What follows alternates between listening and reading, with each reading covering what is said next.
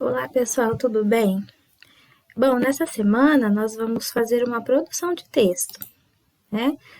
Nós temos uma atividade sobre escrevendo crônica, tá certo?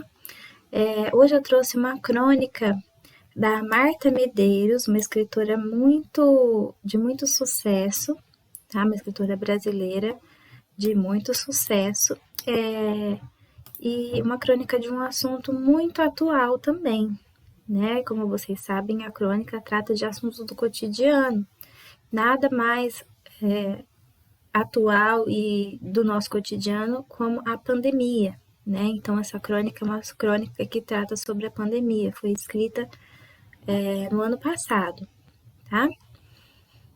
Aqui tem algumas informações sobre a Marta Medeiros. Ela nasceu em Porto Alegre em 20 de agosto de 1961. É uma escritora e poetisa brasileira, então ela escreve poemas e poesias também.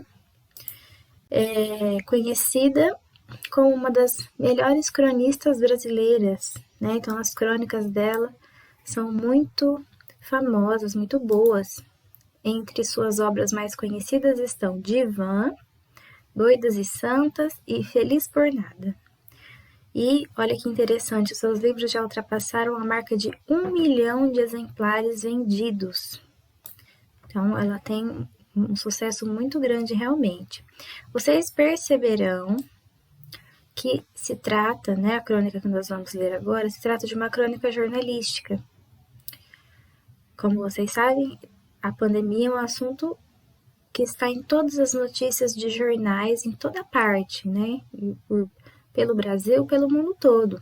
E também tem algumas características de crônica dissertativa ou argumentativa, porque ela expõe as opiniões dela, os pontos de vista dela, traz argumentação, opinião dela, né? E traz uma ideia muito interessante na crônica dela. Vamos ler a crônica agora. Chama-se E se não passar, né? Vocês já pararam para pensar se a pandemia não passar? Bom, estamos há quase 4 meses mergulhados numa pandemia que mudou nossos hábitos, nos impôs restrições, nos distanciou fisicamente e nos colocou frente a frente com as nossas fragilidades. Vai ficar por isso mesmo? Quando iniciou, parecia apenas uma onda gigante e repentina. Se soubéssemos nos manter à tona, boiando sobre ela, obedientes e respeitosos diante do seu tamanho, nada de muito ruim iria nos acontecer, e logo reencontraríamos a calmaria. É o que vem acontecendo nos países europeus, que estão retomando as atividades cotidianas, dando um passo de cada vez. O Brasil, caótico por natureza, né? Caótico, o país que é um caos, né? É uma confusão. Vai levar mais tempo. Nenhuma novidade. 3, 6, 10 meses. Quando teremos a nossa vida de volta? Talvez nunca, não como era antes. É provável que tenhamos que assimilar que a nossa atual precariedade determinará novos modelos de conduta daqui para frente, né? A nossa precariedade, o que está acontecendo no nosso país hoje é uma situação de precariedade, tudo está muito precário, muito desorganizado, muitos problemas, em crise, né? Está muito precário. Lavar as mãos, usar máscara e evitar aglomerações. Já estamos nos acostumando. Poderíamos nos acostumar agora com o desprestígio da ostentação e do consumismo delirante. Né? Será que nós conseguimos ser menos consumistas, comprar menos? Continuaremos comprando comida, roupas e remédios. Precisaremos de um bom teto, como sempre precisamos. Mas nossos luxos talvez mudem. Tomara que mudem. Aqui é uma opinião dela, ó. Tomara que mudem. Hora de privilegiar as questões humanas, se soubermos aproveitar a oportunidade. Não chego a falar de um renascimento espiritual, que soaria pomposo, mas acredito sim que a tendência é reavaliarmos o nosso estilo de vida. Então, ela acredita que nós tendemos a reavaliar nosso estilo de vida. As grandes metrópoles se tornaram zonas de contágio e um êxodo urbano não seria má ideia, né? Êxodo urbano é as pessoas saírem das grandes cidades e irem morar em regiões mais rurais, mais afastadas. Sair em busca de desintoxicação, mais atividades ao ar livre, cidades menores, menos concentração populacional. A arte também se beneficiará dessa pandemia, não só por sua valorização evidente. O que teria sido de nós sem livros, música e filmes nesse longo confinamento? Mas também pelo surgimento de talentos até então desconhecidos. As pessoas foram obrigadas a descobrir em si algum dom.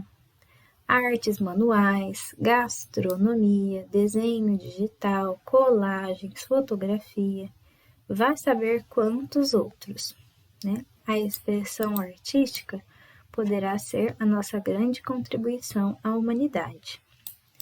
Não voltaremos a ser apenas consumidores de cultura, mas fornecedores também. Não é se apegando a símbolos de status que prestaremos homenagem à nossa sobrevivência.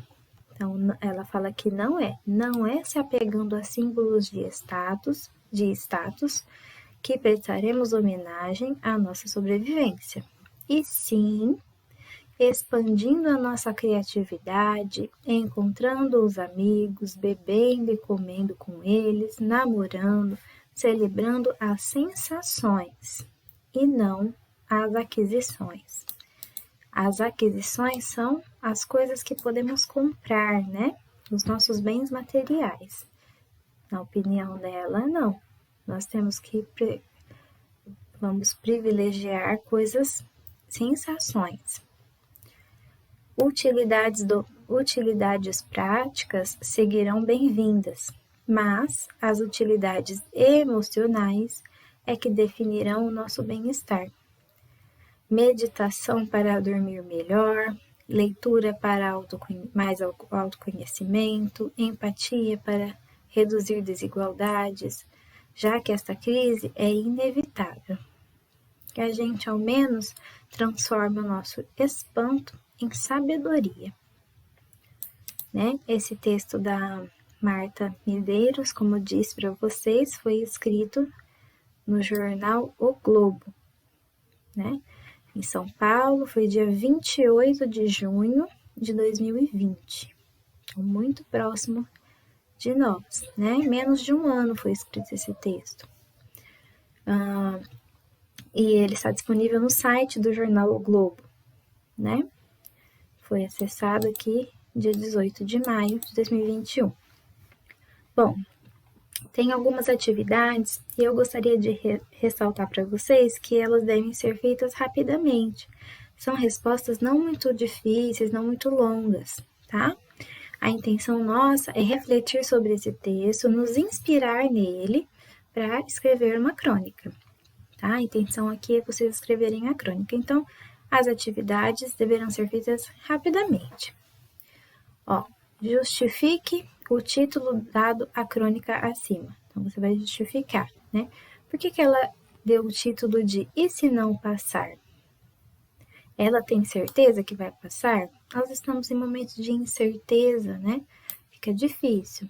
Ela está fazendo um questionamento para quem? Para o leitor. É para ela mesma, mas é também para o leitor.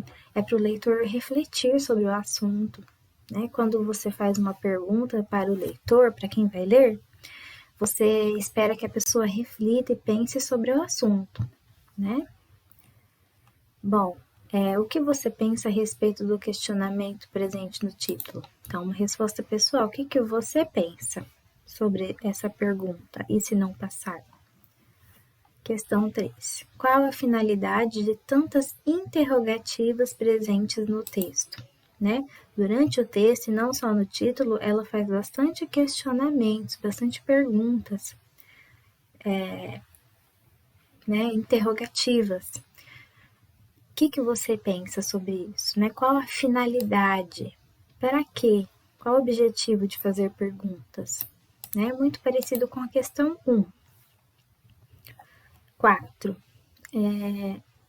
O que o termo calmaria representa quando relacionado à pandemia de Covid-19? A pandemia é algo complicado, difícil, um período de caos, muitas vezes, em muitos momentos percebemos que está um caos. E o que isso tem a ver com calmaria? O que será a calmaria? Na questão 5, copie um trecho em que a autora parece concordar com a forma como o Brasil enfrenta a pandemia. Me desculpa, parece não concordar, né? Não concordar, ela parece que não concorda como o Brasil lida com a pandemia, como enfrenta a pandemia. Copia o trecho, né, nessa questão. A autora diz que talvez nunca mais tenhamos a nossa vida como era antes. Você concorda? Uma pergunta pessoal, tá? 7. Explique a questão a expressão um passo de cada vez, no segundo parágrafo. O que você acha? O que é um passo de cada vez? O que significa um passo de cada vez? 8. De acordo com o texto, o que devemos modificar em nossos hábitos? Né? O que nós devemos modificar? O que diz lá no texto? De acordo com o texto. 9. Segundo a crônica, qual poderá ser a nossa contribuição para a humanidade? Tem uma parte que ela fala que uma questão da pandemia é que ela vai deixar uma contribuição para a sociedade, para a humanidade, né? Questão 10. Identifique qual das orações abaixo expressa um fato e qual expressa uma opinião. Então, a gente tem um trecho do texto aqui e vocês vão observar que tem duas orações. Uma das orações expressa um fato e a outra expressa uma opinião da autora, tá? Então, diga qual é qual. A primeira é alguma coisa e a segunda é outra coisa. A 11 é sobre qual a mensagem é transmitida pela crônica, né? Comente qual a mensagem que ela quis passar com essa crônica. E a 12 pergunta que críticas sociais a autora faz. E explique-as, né? Explique essas críticas. Ela faz crítica, como vocês sabem, a crônica traz críticas a algum assunto específico. Qual crítica? Crítica a qual? Crítica sobre preconceito racial? Não. Essa crônica não fala sobre preconceito racial, ela fala sobre outra coisa. Outras coisas que ela critica, né? Bom, e a produção textual? A partir do texto lido e das reflexões que fez a partir da interpretação. Então, na interpretação você vai refletir, né? Ajudar a você refletir sobre esse texto. Então, você produza uma crônica, né? Essa é a tarefa da produção. Produza uma crônica. Deve ter de 20 a 25 linhas acerca do momento de pandemia que estamos vivendo hoje. Aquela crônica era de um ano atrás, né? Hoje nós temos já novidades sobre a vacina, nós temos também que a vacina está demorando, mas também temos países que já se recuperaram da pandemia, temos países que estão com vacinação adiantada. Então, o que você tem a dizer sobre o momento da pandemia que estamos vivendo hoje? Né? Um texto de crônica argumentativa, como parecido com o texto da autora. Você pode se inspirar nesse texto e produzir uma crônica argumentativa, né? Aqui tem algumas dicas para escrever uma boa crônica. Então, escolha um fato. O fato do cotidiano deve chamar a atenção do leitor. Bom, então, a pandemia, né? O fato já é esse. O tempo e a organização. Separe um tempo, se organize, porque isso ajudará a ter mais foco na hora de escrever. Leitura sobre o tema. Também é necessário ler sobre o tema escolhido e ter opiniões sobre ele para colocá-las no seu texto, pois esta é a principal característica da crônica. Então, se você tem alguma ideia e você... eu acho que a vacinação no Brasil está lenta. Procure na internet algum texto de algum site confiável que fale sobre a vacinação, anote alguma coisa que você vai colocar no seu texto, tá? Seja observador, faça observações sobre o ponto de vista de outras pessoas e, se for o caso, aponte uma solução, né? Então, se você quiser também apontar uma solução, clareza. Quando começar a escrever, é importante sempre deixar bem clara a sua opinião, relacionando o tema com você, com o que você pensa e sente sobre o assunto, tá? Nessa crônica, você vai poder expressar o que você pensa e sente sobre o assunto. Revisão, muito importante. Não basta escrever e fim. Você tem que ler seu texto novamente. Então, depois de terminar o texto, lembre-se de conferir se o texto que você escreveu é de fato uma crônica. Você deve ler e observar. É uma crônica? Parece com os textos de crônica que a professora mandou? Há personagens demais? Falta opinião, né? Você, no caso aqui na crônica, não vai usar personagens, né? Mas tem que ter opinião. Falta opinião? Reflita sobre essas questões. Leia, faça correções e altere o que for necessário. Não só erros gramaticais, mas também verifique a fluidez do texto. E também você pode pedir para outra pessoa corrigir para você. Outra opinião é sempre importante, né? Peça para o pai, para a mãe, para algum colega, se você quiser tirar foto, mandar para algum colega. E é isso, tá? Espero que vocês consigam fazer, que vocês gostem de fazer essa atividade. E é um tema muito atual, né? E, bom, então até a próxima semana. E aos alunos que vão até a aula presencial, até a aula presencial, tá bom? Espero que vocês fiquem bem, se cuidem. Então, até a próxima.